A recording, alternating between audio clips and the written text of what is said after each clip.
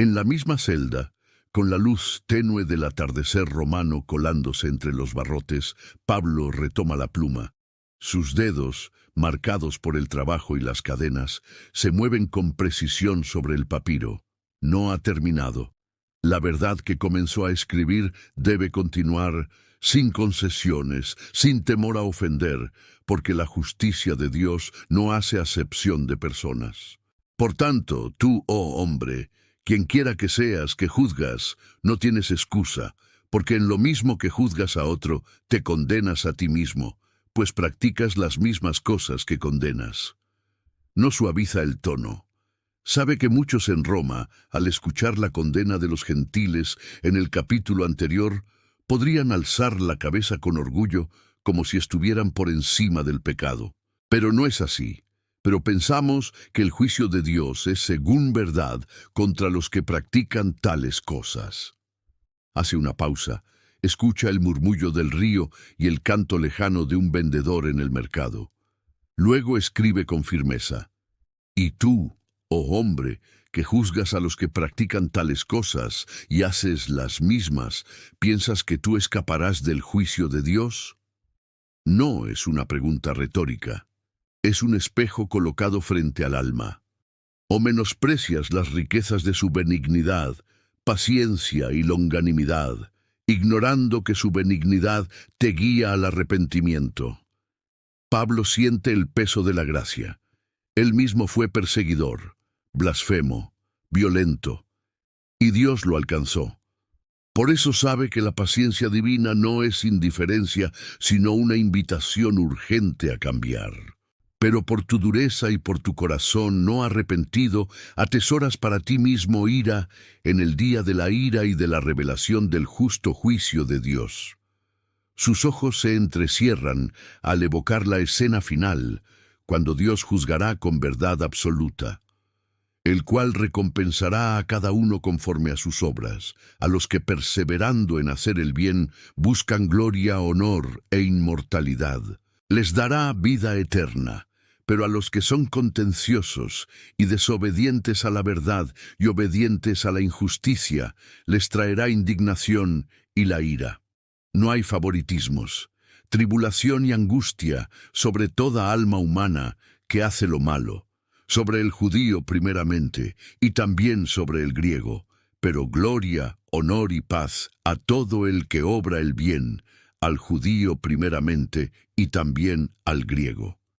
Entonces, enfatiza con claridad divina, porque no hay acepción de personas para con Dios.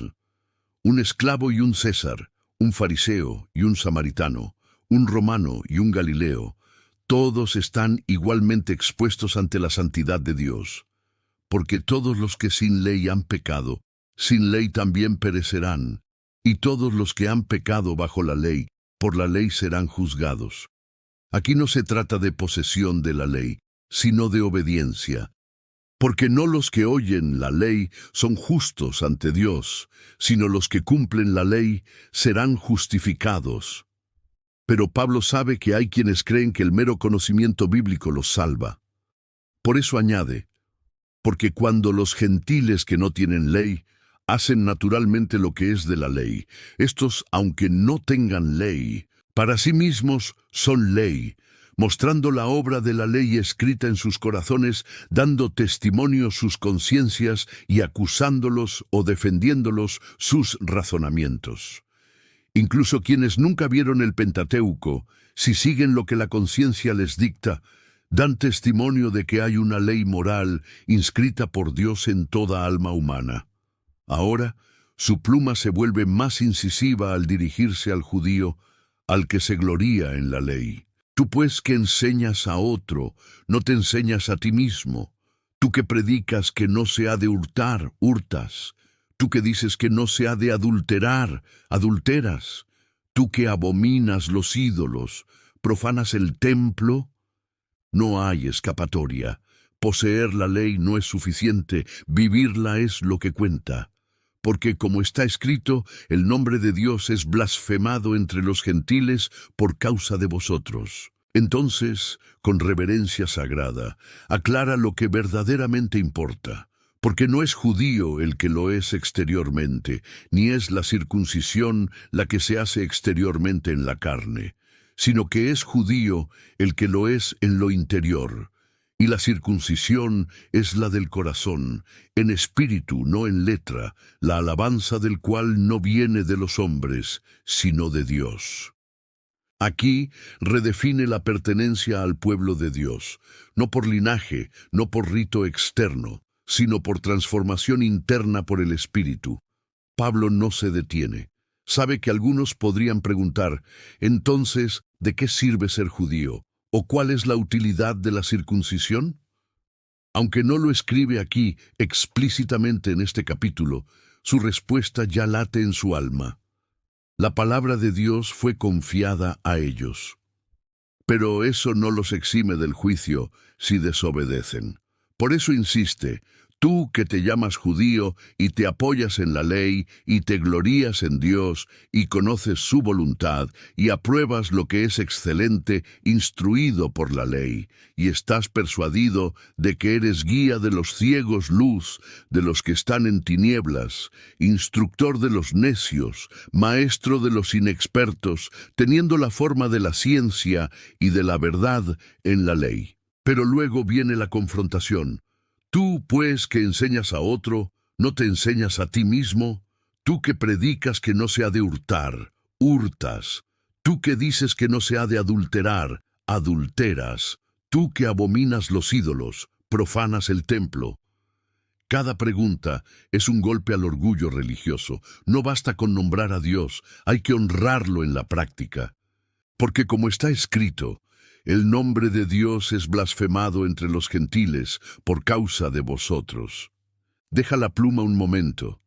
Siente el peso de sus propias fallas. Recuerda su pasado en el concilio, su furia contra los seguidores del camino. Sabe que solo la misericordia lo sostiene. Por eso escribe con lágrimas invisibles, no con condena fría, sino con advertencia amorosa. Porque la circuncisión verdaderamente aprovecha si guardas la ley. Pero si eres rebelde a la ley, tu circuncisión ha venido a ser incircuncisión. Y al contrario. Así que, si el incircunciso guarda las ordenanzas de la ley, no será su incircuncisión contada por circuncisión. Concluye con una verdad que sacude los cimientos del orgullo humano. Entonces, el que físicamente es incircunciso, si cumple la ley, te juzgará a ti que con la letra y con la circuncisión eres rebelde a la ley. No es el rótulo lo que salva, sino la fidelidad al corazón de Dios. Porque no es judío el que lo es exteriormente, ni es la circuncisión la que se hace exteriormente en la carne, sino que es judío el que lo es en lo interior, y la circuncisión es la del corazón en espíritu, no en letra, la alabanza del cual no viene de los hombres, sino de Dios. Guarda silencio. Afuera, Roma sigue su marcha ciega hacia la destrucción, pero en esa celda, la palabra se escribe con fuego, no para halagar, sino para salvar, porque el juicio de Dios es justo, y su gracia inmerecida. Y Pablo, siervo de Jesucristo, no puede callar.